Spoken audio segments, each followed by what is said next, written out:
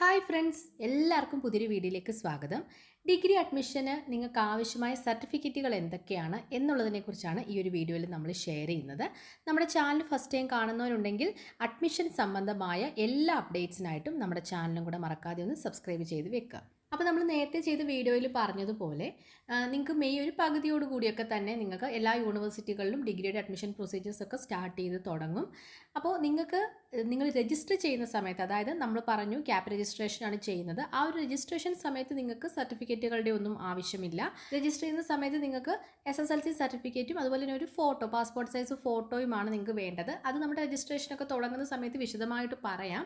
അപ്പം അതുമാത്രമാണ് നിങ്ങൾക്ക് രജിസ്ട്രേഷൻ സമയത്ത് ആവശ്യമായിട്ട് വേണ്ടത്. അലോട്ട്മെൻറ്റ്സ് എല്ലാം കഴിഞ്ഞ് നിങ്ങൾ കോളേജിൽ പോയി അഡ്മിഷൻ എടുക്കുന്ന സമയത്ത് നിങ്ങൾക്ക് എന്തൊക്കെ ഡോക്യുമെൻറ്റ്സുകൾ വേണം എന്നുള്ളതാണ് നമ്മൾ ഈ ഒരു വീഡിയോയിൽ പറയുന്നത്. അപ്പോൾ ആദ്യമായിട്ട് ഏറ്റവും പ്രധാനമായിട്ട് വേണ്ട 2 സർട്ടിഫിക്കറ്റുകൾ SSLC സർട്ടിഫിക്കറ്റും നിങ്ങളുടെ +2 മാർക്ക് ലിസ്റ്റുമാണ്. നിങ്ങളുടെ ഡേറ്റ് ഓഫ് ബർത്ത് പ്രൂവ് ചെയ്യാൻ വേണ്ടിയിട്ടാണ് SSLC സർട്ടിഫിക്കറ്റ് എടുക്കുന്നത്. അതുപോലെ തന്നെ നേറ്റിവിറ്റി മീൻസ് നിങ്ങൾ കേരളീയൻ ആണോ എന്നുള്ളത് പ്രൂവ് ചെയ്യാൻ വേണ്ടിയിട്ട് നമ്മൾക്ക് SSLC സർട്ടിഫിക്കറ്റ് കൊടുക്കാം. നേറ്റിവിറ്റി സർട്ടിഫിക്കറ്റ് ഉള്ളവർക്ക് അങ്ങനെ ചെയ്യാം, അതല്ലെങ്കിൽ SSLC ആയാലും മതി. ഓക്കെ, ഇനി അടുത്തത് വേണ്ടത് TCയും CCയും ആണ്. അതായത് ട്രാൻസ്ഫർ സർട്ടിഫിക്കറ്റും കണ്ടക്ട് സർട്ടിഫിക്കറ്റുമാണ് വേണ്ടത്. അതിപ്പോൾ നിങ്ങൾ +2 പഠിച്ച സ്കൂളിൽ നിന്ന് നിങ്ങൾക്ക് TCയും CCയും കിട്ടും. ഓക്കെ, അപ്പോൾ അത് വേണം. ഇനി അടുത്തത് റിസർവേഷൻ കാറ്റഗറി ആണ്.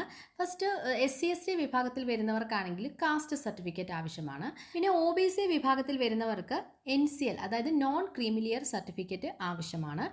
അതുപോലെ തന്നെ ചില OEC വിഭാഗത്തിൽ വരുന്നവർക്കും ഈ ഒരു NCL സർട്ടിഫിക്കറ്റ് ആവശ്യമാണ്. അത് ഏത് OEC കാറ്റഗറി ആണെന്നുള്ളത് നിങ്ങളുടെ ആ ഒരു പ്രോസ്പെക്ടസിൽ കൊടുക്കും. അതായത് ഓരോ യൂണിവേഴ്സിറ്റിയുടെയും അഡ്മിഷനൊക്കെ തുടങ്ങി കഴിയുമ്പോൾ പ്രോസ്പെക്ടസ് വരും അവരുടെ വെബ്സൈറ്റിൽ. അപ്പോൾ ആ ഒരു ടൈമിൽ ആ ഒരു OEC കാറ്റഗറി ഏതൊക്കെയാണെന്നുള്ളത് ആ ഒരു പ്രോസ്പെക്ടസിൽ ഉണ്ടാവും. ഓക്കെ, പിന്നെ EWS കാറ്റഗറിയാണ്. അതായത് എക്കണോമിക്കലി വീക്കർ സെക്ഷൻ, അതായത് സാമ്പത്തികമായി പിന്നോക്കം നിൽക്കുന്ന മുന്നോക്ക വിഭാഗക്കാരെന്ന് പറയും. ജനറൽ കാറ്റഗറിയാണത്. അപ്പോൾ അങ്ങനെയുള്ളവർക്ക് EWS സർട്ടിഫിക്കറ്റ്, അതായത് ഇൻകം ആൻഡ് അസറ്റ് സർട്ടിഫിക്കറ്റ് എന്നാണ് പറയുന്നത്, ആ ഒരു സർട്ടിഫിക്കറ്റ് ആവശ്യമാണ്. ഓക്കെ, ഇനി അടുത്തത് എലിജിബിലിറ്റി അല്ലെങ്കിൽ ഇക്വലൻസി സർട്ടിഫിക്കറ്റ് എന്നൊക്കെ പറയും.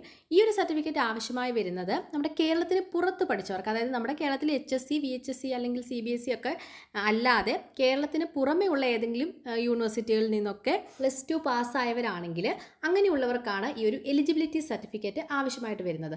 എലിജിബിലിറ്റി സർട്ടിഫിക്കറ്റ് നിങ്ങൾ വാങ്ങേണ്ടത് നിങ്ങൾ ഏത് യൂണിവേഴ്സിറ്റിയിലാണോ അപ്ലൈ ചെയ്യുന്നത് ആ യൂണിവേഴ്സിറ്റിയിൽ നിന്നാണ് വാങ്ങേണ്ടത്. ഇപ്പോൾ കേരള യൂണിവേഴ്സിറ്റിയിലാണ് നിങ്ങൾ ഡിഗ്രിക്ക് അപ്ലൈ ചെയ്യുന്നതെങ്കിൽ ആ ഒരു യൂണിവേഴ്സിറ്റിയിൽ നിന്നും ഈ ഒരു എലിജിബിലിറ്റി സർട്ടിഫിക്കറ്റ് നിങ്ങൾ വാങ്ങണം. ഓക്കെ, ഇനി ഫീ കൺസെഷനിൽ വരുന്ന OEC വിഭാഗത്തിൽ പെടുന്നവർക്ക് കമ്മ്യൂണിറ്റി സർട്ടിഫിക്കറ്റ് അതുപോലെ തന്നെ ഇൻകം സർട്ടിഫിക്കറ്റും ആവശ്യമായിട്ട് വരുന്നുണ്ട്. അപ്പോൾ ഈ പറഞ്ഞ സർട്ടിഫിക്കറ്റുകളൊക്കെ നിങ്ങൾക്ക് ഓൺലൈനായിട്ട് തന്നെ ഇപ്പോൾ അപ്ലൈ ചെയ്യാവുന്നതാണ്.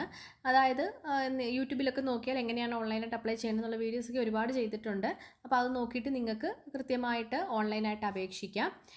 ഏകദേശം ഒരു 1-1.5 ആഴ്ച കൊണ്ടൊക്കെ നിങ്ങൾക്ക് ഈ ഒരു സർട്ടിഫിക്കറ്റുകളൊക്കെ കിട്ടും. ഇനി പ്രധാനമായിട്ട് വേണ്ടത് വെയിറ്റേജ് സർട്ടിഫിക്കറ്റുകൾ, അതായത് ഈ ബോണസ് പോയിൻറ്റ്സ് ഒക്കെ ഉള്ളവർക്ക് NCC, NSS, SPC, scout and guides, പിന്നെ എക്സ് സർവീസ്മെൻറ്റിൻ്റെ ആപ്ലിക്കൻസ്, ഇങ്ങനെയൊക്കെ ഉള്ളവർക്ക് ബോണസ് പോയിൻറ്റ്സ് കിട്ടാനായിട്ടുള്ള 15 മാർക്ക് ബോണസ് പോയിൻറ്റ്സ് ഉണ്ട്.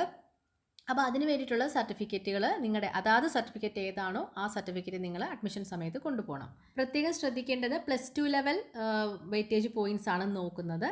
ആ ഒരു കാര്യം ഓർക്കുക. അപ്പോൾ കോളേജിൽ നിങ്ങൾ അഡ്മിഷൻ എടുക്കാൻ പോകുന്ന ടൈമിൽ നിങ്ങൾ കൊണ്ടുപോകേണ്ട പ്രധാന സർട്ടിഫിക്കറ്റുകൾ ഇവയൊക്കെയാണ്.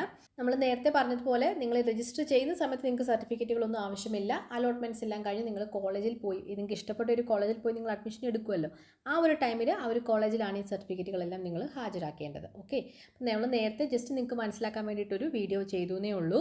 അപ്പോൾ എല്ലാവർക്കും ഈ ഒരു വീഡിയോ യൂസ്ഫുൾ ആയെന്ന് വിചാരിക്കുന്നു. ഏറ്റവും പുതിയൊരു വീഡിയോ ആയിട്ട് വീണ്ടും കാണാം. അതുവരെ ബൈ, താങ്ക് യു.